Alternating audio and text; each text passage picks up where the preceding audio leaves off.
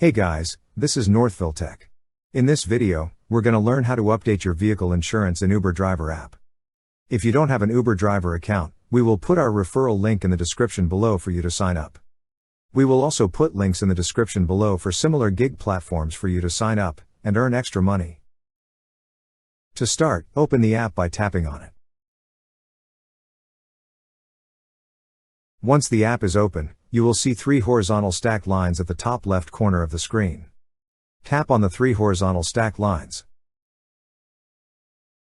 On the left side menu, you will see an option for Account. Tap on Account. Under Account, you will see an option for Insurance.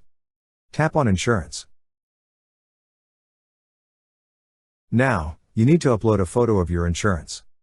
To proceed, tap on Take Photo. You could select either to choose from the photo library, take photo, or choose a file. Tap on the option you wish to select. That's how you update your vehicle insurance in Uber Driver app. Thank you so much guys for watching, and if you have not yet subscribed to our YouTube channel, please subscribe to our YouTube channel as we create tech videos almost every day. Also, check out our website northvilletech.com for great tech articles, and our recommended resources in the description below for various sign-up bonuses.